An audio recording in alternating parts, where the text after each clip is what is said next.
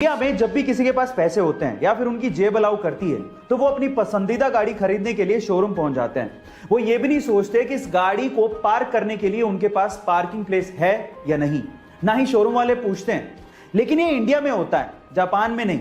Guys, Japan में अगर आपको गाड़ी खरीदनी है तो आपको पहले स्थानीय पुलिस स्टेशन पहुंचकर पार्किंग के दस्तावेज जमा कराने पड़ेंगे।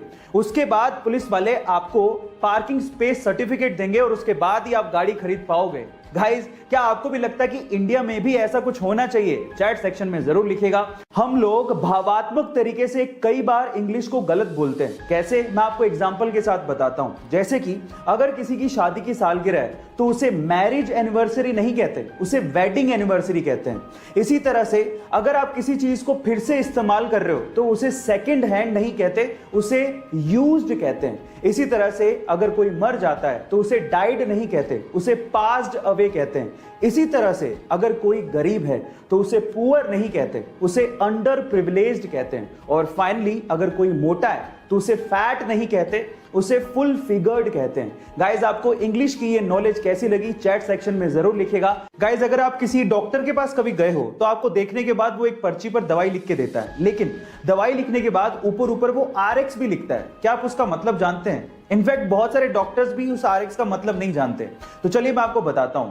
देखिए, एक्चुअली RX में R का मतलब है रेसिपियर, मतलब लेना, दवाई लेने के लिए बोला जा रहा है। और साथ ही साथ मिस्र में एक देवता है होरस, जिनकी आंख RX के जैसे दिखती है और उसे अच्छे स्वास्थ्य का प्रतीक माना जाता है। तो ओवरऑल अगर RX लिखा है तो उसका मतलब यह है कि दवाई लो और साथ में प्रभु का नाम लो, आप ठीक हो जाओगे। गाइस, आपको RX का ये मतलब सुन के कैसा लगा चैट सेक्शन में जरूर लिखिएगा। यहाँ 15 साल की उम्र में बच्चों को यह तक नहीं पता होता कि उन्हें जिंदगी में करना क्या है, वहीं 15 साल की छोटी सी उम्र में भारतीय मूल की अमेरिकन गीतांजलि राव ने कुछ ऐसा कर दिखाया है जिसे सुनने के बाद आपको भी प्राउड फील होगा। गाइस, इस छोटी सी बच्ची ने पूरी ही दुनिया के 5000 स्मार्ट किड्स को पीछे छोड़ते हुए टाइम्स मैगजीन का first ever kid of the year खिताब अपने नाम कर लिया है।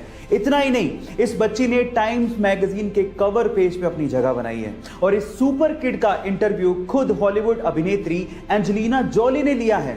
गाइस, इतनी छोटी सी उम्र में ये बच्ची एक साइंटिस्ट और एक इन्वेंटर है और इसने हाल ही में एक ऐप डेवलप किया है जो आपको साइबर बुलिंग से बचाता है। सो गाइस, इस सुपर किड के लिए एक हार्ट तो बनता है। ऐसी बहुत सारी चीजें हैं जो कि इंडिया ने ही पूरी दुनिया को दी हैं और हम में से बहुत सारे इंडियंस उनके बारे में जानते तक नहीं हैं, और उसमें से एक है स्टील। जी हां गाइस, स्टील इंडिया ने ही दुनिया को दिया। इनफैक्ट 326 BC से इंडिया में स्टील का उत्पादन और इस्तेमाल होते आया है। क्या है स्टील?